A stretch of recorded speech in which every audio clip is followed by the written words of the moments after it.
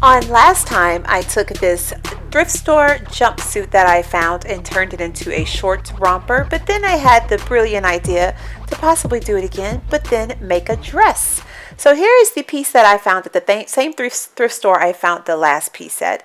And I really liked this piece because of the colors. I don't know why, but the colors are just so pretty to me, and the way the print and everything was. I felt like it would be easy to make a dress out of it because the fabric was so giving and flowy, and also the print didn't really have like any repetition. Well, it's kind of random, to say the least, I guess you could say.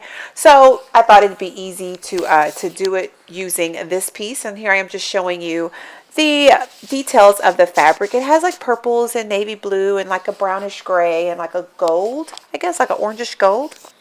But anyway, so the first thing I'm going to do is cut the pants leg, just make them open, I guess you could say. I tried to use a seam ripper to do it, but it was like next to impossible. So I ended up just taking some scissors and just very carefully just sliding them up to the middle section, the midsection of the romper. And as you can see, it has like a very flowy feel to it. It actually looks really nice like this, like as a maxi dress, but I wanted it to be a short dress.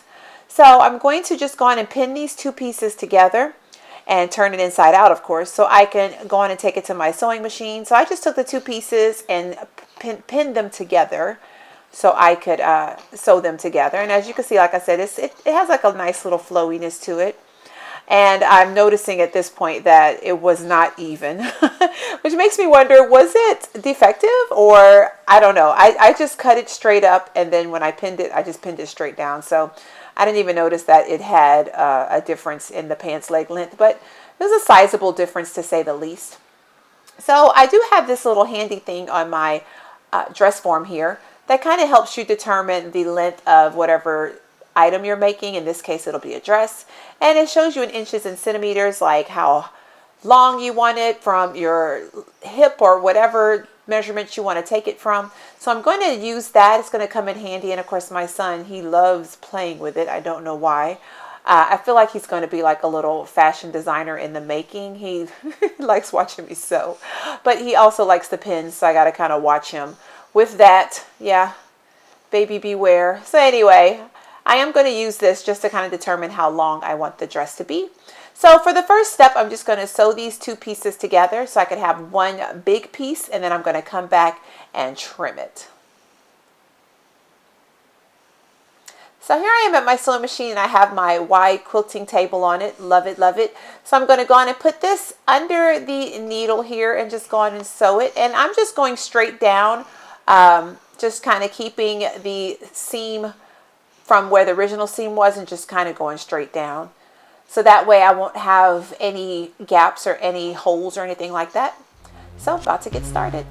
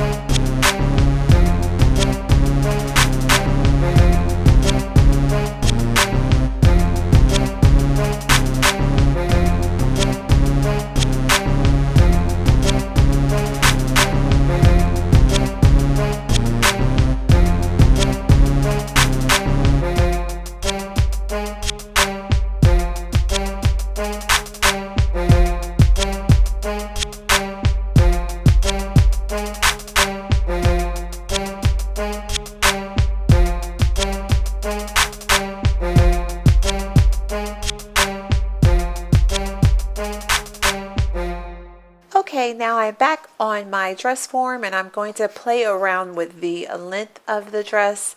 Of course, if you don't have a dress form, you can always just kind of put it on your body and just figure out how long you want it to be. But here I'm just kind of eyeballing it. It's kind of difficult to do it with the camera in the way. So I'm just showing you how my plans are to try to figure out how long to make it. And then I'm going to get my scissors and get to cutting. So now I have cut it and it looks a hot mess. I'm not going to lie to you. I got very nervous at this point.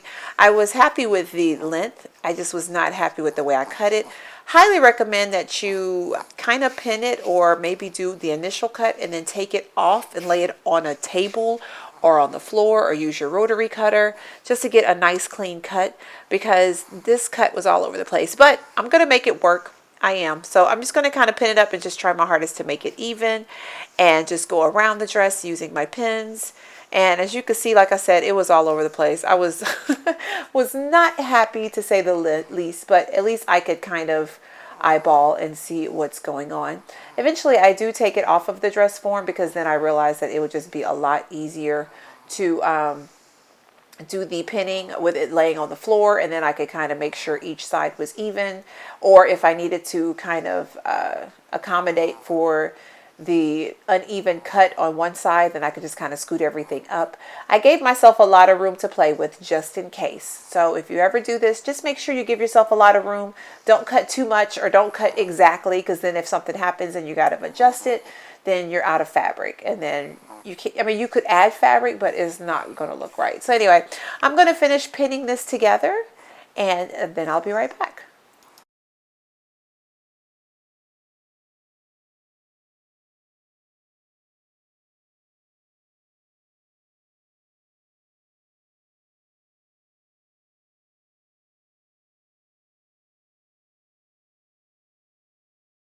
So I spent a lot of time turning this inside out and right side in like so many times, but honestly it was like the only way I could kind of play around with the lengths and everything, just to make sure everything looks right. So this is basically what it's going to look like on the right side after I have pinned everything together. And then I'm just going to turn it around and just kind of show you my messy, horrible pin job. But like I said, I ended up putting it on the floor, so it was easy to pin it. But as you can see, it is so uneven. So when I go to sew it, I just have to make sure I sew it as close as possible to the bottom, but not so close where there's like, you know, hardly any, I don't even know what word I'm looking for, but you'll see what I'm talking about when I get to the sewing machine. But just to make sure I have all the fabric intact. So I'm going to take it to my sewing machine now and get started.